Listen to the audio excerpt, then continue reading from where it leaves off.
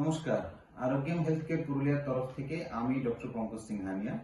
আমি একজন endocrinologist, diabetes, thyroid and hormone রোগ বিশেষজ্ঞ। আমাদের আজকের বিষয় হলো একটা খুব গম্ভীর বিষয়, সিরিয়াস বিষয়, ক্যান্সার। ক্যান্সার নিয়ে তো অনেক কথা বলা যায়, কিন্তু আমরা আজকে কথা বলবো ডায়াবেটিস পেশেন্টদের মধ্যে ক্যান্সার। ডায়াবেটিস পেশেন্টরা কি ক্যান্সারে বেশি আক্রান্ত হওয়ার সম্ভাবনা থাকে?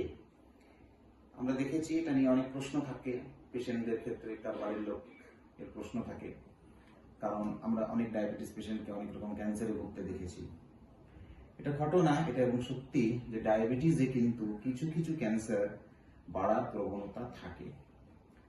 ডায়াবেটিসের সাথে বিশেষ করে টাইপ 2 ডায়াবেটিসে আপনারা জানেন যে মোটা হওয়া বা ওবেসিটি বা শরীরে এক্সেস চর্বি থাকার একটা বেশিরভাগ ক্ষেত্রে লিঙ্ক থাকে।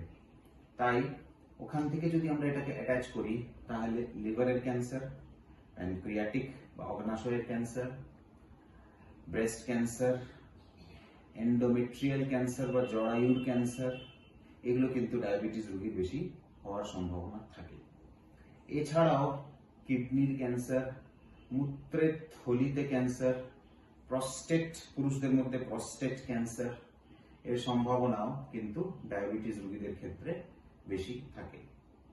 কিছু কিছু স্কিন ক্যান্সারও কিন্তু ডায়াবেটিস পেশেন্টদের ক্ষেত্রে বেশি থাকতে পারে।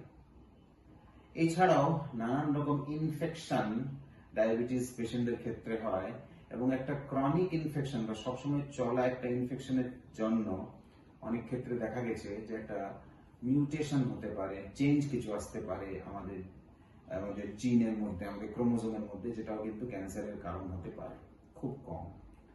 তাই ডায়াবেটিস পেশেন্টদেরও যদি কোনো রকম ক্যান্সার সংক্রান্ত লক্ষণ তারা দেখেন, আমি বলছি না যে প্রত্যেকটা ডায়াবেটিস পেশেন্টের ক্যান্সারের সব টেস্ট করতে হবে, কিন্তু ক্যান্সার সংক্রান্ত লক্ষণ যদি দেখেন, যেমন পেচ্ছাপের সমস্যা, পেচ্ছাপে রক্ত আসা, পেটে ব্যথা হওয়া, ব্রেস্টের মধ্যে কোনো লাম্প পাওয়া, পেটের কোনো সমস্যা হওয়া, লাংসের মধ্যে থেকে যেমন কাশিতে রক্ত বেরোনো ইত্যাদি যদি দেখেন, তাহলে কিন্তু অবশ্যই আপনার ডায়াবেটিসের ডাক্তারকে দেখাবেন, এবং ওই নির্দিষ্ট এরিয়াতে যদি ডায়াবেটিসের ডাক্তার মনে করেন যে ক্যান্সার সংক্রান্ত যাঞ্চ করা উচিত, তাহলে কিন্তু সেটা করা উচিত।